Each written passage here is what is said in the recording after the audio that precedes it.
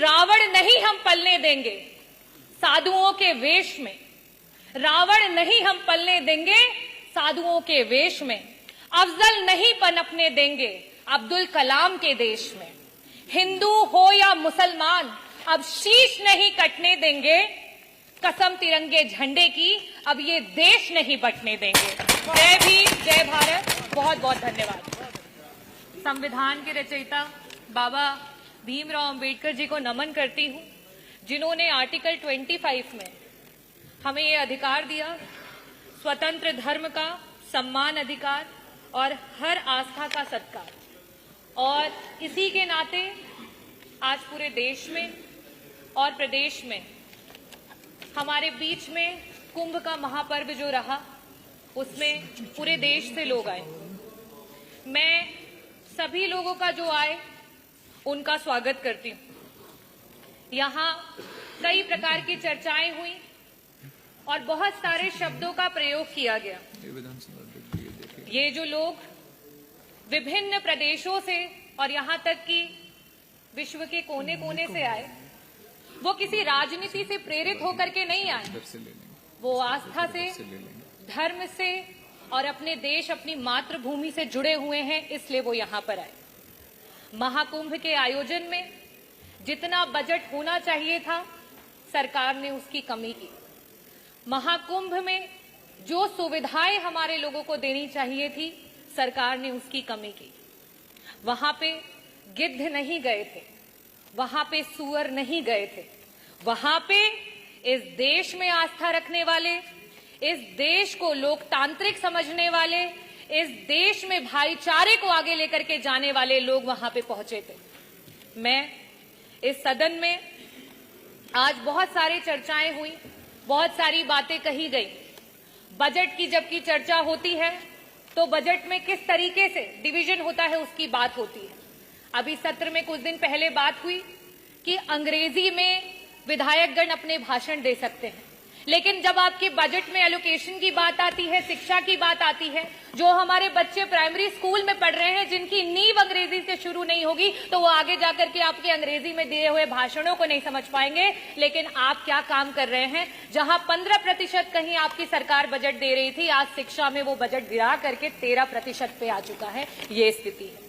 अगर मैं बात करूं स्वास्थ्य की, क्योंकि मंत्री जी यहां बैठे नहीं है, जब स्वास्थ्य पे जब विपक्ष चर्चा करने की कोशिश करता है, मंत्री जी उत्तेजित हो जाते हैं। शायद इसीलिए हो जाते हैं क्योंकि स्वास्थ्य पे मात्र 6% का बजट दिया गया है और इस 6% के बजट में भी मंत्री जी 40% का बजट पिछले जो बजट में था एलोकेटेड, उसको इस्तेमाल नहीं कर पाए।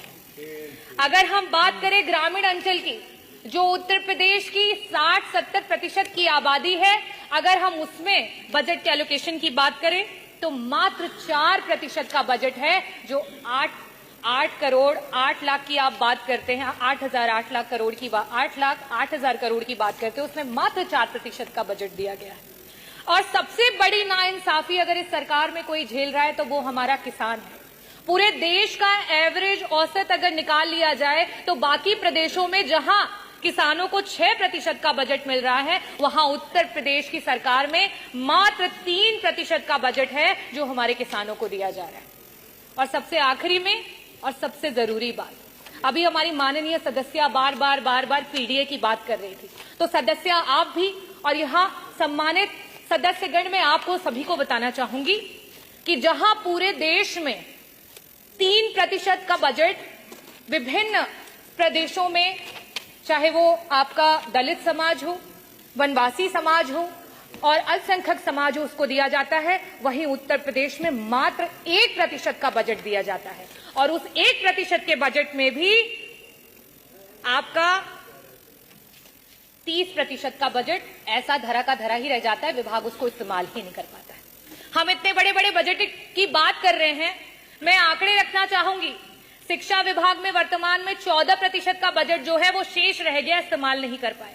स्वास्थ्य में 40% का बजट ऐसे ही रह गया, उसे इस्तेमाल नहीं कर पाए। आवास में 46% का बजट रह गया, जिसे इस्तेमाल नहीं कर पाए। SC ST माइनॉरिटी में 30% का बजट है, जिसे इस्तेमाल नहीं कर पाए। अगर हम सिंचाई एवं बाढ़ नियंत्रण की बात करें, 35% का बजट है, जिसे इस्तेमाल नहीं कर पाए। अगर हम ट्रांसपोर्ट और PWD की बात करें, 6% का बजट है, जो पुराना बजट है, जिसे आप इस्तेमाल नहीं कर पाए। समाज कल्याण के मंत्री जी यहाँ बैठे हैं, 23% का बजट आज ऐसे ही पड़ा हुआ है, उसे इस्तेमाल नहीं कर पाए। कृषि विभाग वैसे ही 4% किसानों को दिया जा रहा है बजट में से, उसमें से भी 10% बजट ऐसे ही धरा का धरा रह गया, उसे इस्तेमाल नहीं कर पाए। तो मैं बजटों पे बहुत बातें नहीं करूंगी, क्योंकि जो पुराना है उसे ही नहीं इस्तेमाल कर पाए, तो बड़े बड़े बजटों का क्या हवाई लूटी जाए। मैं बात करना चाहूंगी अपने देश की एकता की, क्योंकि जिस समय यहां अंग्रेजी की बात हुई, उस समय उर्दू के बारे में बहुत बड़ी बड़ी बातें की गई। उर्दू में जो लोग बोलते हैं उनको कुछ शब्दों से नवाजा गया। हमारे देश में उर्दू को बड़े ही लगाव से देखा जाता है। हिंदी अगर हमारी मातृभाषा है, तो आज का ये जो देश है वो अंग्रेजी से भी नहीं घबराता है, अंग्रेजी को सीखने की पूरी इच्छा रखता है।